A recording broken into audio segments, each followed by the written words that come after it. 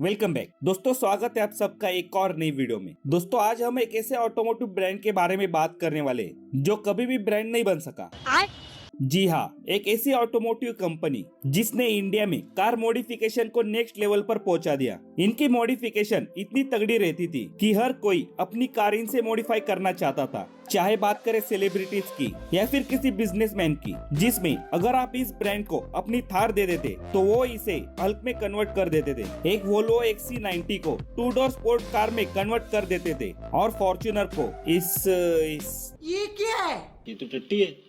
तो हाँ दोस्तों, आप समझ ही गए होंगे कि आज हम किस कंपनी के बारे में बात करने वाले, तो वो है DC मोटर। ये कंपनी मल्टी करोड़ स्कैम की वजह से अभी बंद हो गई है और इसके फाउंडर दिलीप छापड़िया को भी अरेस्ट कर लिया गया है। तो क्या है वो स्टोरी, इसे जानने के लिए हम चलते हैं 1983 में, जब दिलीप छापड़िया कैलिफोर्निया के art centre college of design automotive college में अपनी डिजाइन की डिग्री लेने के लिए चले गए थे। फिर अब वो आते इंडिया में और अपने काम को करना शुरू करते और इनका पहला प्रोजेक्ट होता है BTS, और इस BTS का मतलब होता है बेटर देन शिट, जिसमें इन्होंने एक जिप्सी ली और उसमें से थोड़ी स्पोर्ट कार वाली स्टाइलिंग कर दी, सामने पतली लाइट लगा दी और साइड में फेंडर वगैरह भी लगा दिए और एक पूरी स्पोर्ट कार जैसी लुक दे दी। फिर उसके बाद इन्होंने बहुत सारी गाड़ियों को मॉडिफिकेशन करना शुरू कर दिया, जिसमें इन्होंने बोलेरो ली और इसे 2 डोर ऑफ रोड SUV में कन्वर्ट कर दिया। फिर उन्होंने स्विफ्ट को लिया और उसे भी 2 डोर स्पोर्ट कार में कन्वर्ट कर दिया, और इन्होंने फोर्स ट्रेवलर को लिया और उसे ऐसे बढ़िया से वैनिटी वैन में कन्वर्ट कर दिया। और इतनी सारी मॉडिफिकेशन के बाद इनका पूरी इंडिया में और ऑटोमोटिव सेक्टर में इनका नाम हो गया।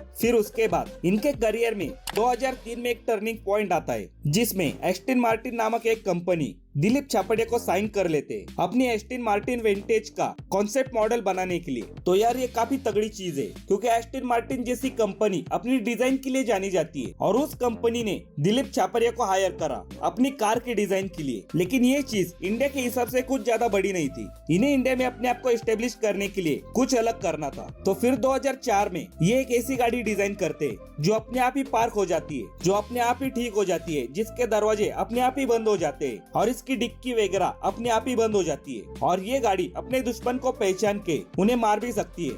और उस वक्त पर मतलब 2004 में इस गाड़ी में एडास मिलता था, मतलब अजय देवगन असिस्टेंट सिस्टम। बोलो जुबान केसरी। तो ये काफी बड़ी बात थी। और इस गाड़ी का नाम होता है टार्जन द वंडर कार। भाई मेरी बचपन की ड्रीम कार थी ये। बचपन में सोचता था बड़ी होके ऐसी कार लेनी है अपने को, लेकिन जब बड़ा हुआ तब पता चला कि साले ये तो नकली कार थी। जोक्स अपार्ट, जिसमें अगर आप इस गाड़ी को देखें तो इन्होंने क्या करा, एक टोयोटा MR2 ले ली और उसके हर बॉडी पैनल को चेंज कर दिया और उसमें फाइबर की बॉडी लगा दी, जिससे ये मूवी मेकर्स की एक्सपेक्टेशन को फुलफिल कर सके। लेकिन ये मूवी कुछ खास चली नहीं। लेकिन हाँ, उस वक्त पर इंडिया के हर बच्चे के दिल में इस गाड़ी ने राज करा। हर कोई बच्चा सोचता था कि ऐसी गाड़ी इनके पास भी चाहिए जो अपने आप ठीक हो जाती है, जो अपने आप चलती है। और हाँ, मैं भी उनमें से एक था। और इस मूवी के बाद DC मोटर्स की ब्रांड वैल्यू भी बढ़ गई, बहुत सारे लोग इनको पहचानने लगे, हर कोई इनसे अपनी गाड़ी मॉडिफिकेशन करवाना चाहता था और फिल्म मेकर इन्हें हायर कर रहे थे अपनी वैनिटी वैन को कस्टमाइज करने के लिए। दिन ब दिन बीतते गए और इन्होंने अपनी मॉडिफिकेशन चालू ही रखी। इन्होंने बहुत सारी गाड़ियों को मॉडिफाई कर दिया। पर दोस्तों, इतनी गाड़ियों को मॉडिफिकेशन करने के बाद भी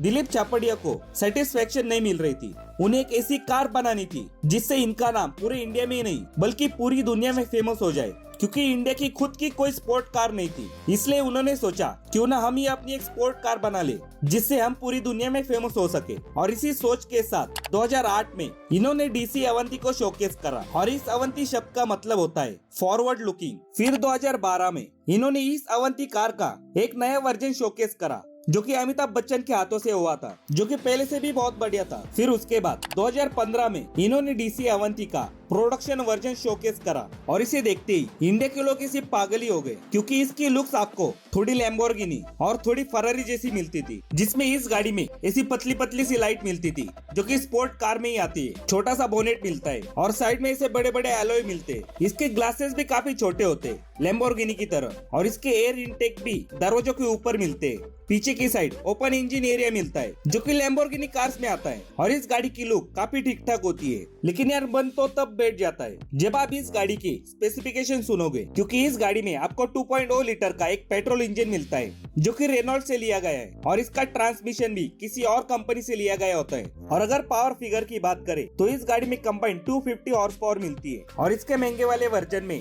310 HP मिलती थी और इस गाड़ी का प्राइस होता है 40 लाख रुपए का। और अगर आपको इस गाड़ी के लिए 40 लाख रुपए कम लग रहे तो मैं आपको बता दूं कि उसके अगले साल ही मस्टैंग लॉन्च हुई थी और उसका उस वक्त पर प्राइस था 65 लाख रुपीज। तो आप 25 लाख रुपए ज्यादा देकर एक असली स्पोर्ट कार ले सकते थे। लेकिन दोस्तों इस गाड़ी को देशभक्ति के नाम पर बेचा जा रहा था, इंडिया जोन स्पोर्ट कार बोलकर। लेकिन हम इंडियंस भी देशभक्त है, बेवकूफ नहीं है। और पूरी इंडिया में इसकी प्रोडक्शन साइकिल में इसे बस 127 लोगों ने खरीदा और बस यही से प्रॉब्लम शुरू हो गई, क्योंकि दिलीप चापड़िया और इनकी कंपनी ने इस गाड़ी से बहुत एक्सपेक्टेशन लगाई थी और इसी गाड़ी को डेवलप करने में इन्होंने बहुत सारा पैसा इन्वेस्ट भी किया था और ये उस पैसे को कवर नहीं कर सकी और बहुत सारे कॉन्ट्रैक्ट जहाँ से उन्होंने पैसे भी लिए थे उसे भी वो पूरा नहीं कर सके। जैसे आप कपिल शर्मा को तो जानते होंगे, तो कपिल शर्मा से इन्होंने 5 करोड़ रुपए लिए थे उनकी वैनिटी वैन को डिजाइन करने के लिए। फिर कई साल बीत गए और इन्होंने गाड़ी डिजाइन करी ही नहीं, तो आखिर में थक हार के कपिल शर्मा ने इन पर केस कर दिया और उन्हें अरेस्ट होना पड़ा। लेकिन इससे भी एक खराब बात ये थी कि इन्होंने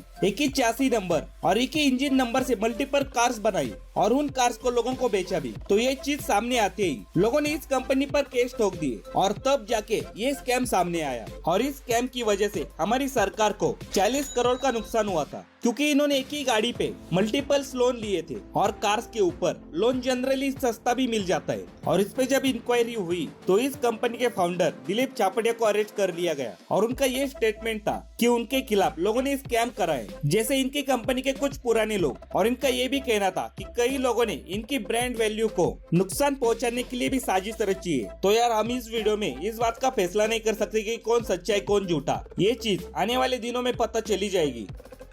तो यही था भाई आज की वीडियो में। आपको क्या लगता है इस डीसी कंपनी के स्कैम के बारे में? आपकी क्या राय है मुझे कमेंट्स में बता दीजिए। अगर वीडियो पसंद आई तो लाइक कर दीजिए और चैनल पर नए हो तो चैनल को सब्सक्राइब कर दीजिए। मिलते हैं अगली वीडियो के साथ वापिस, तब तक के लिए बाय।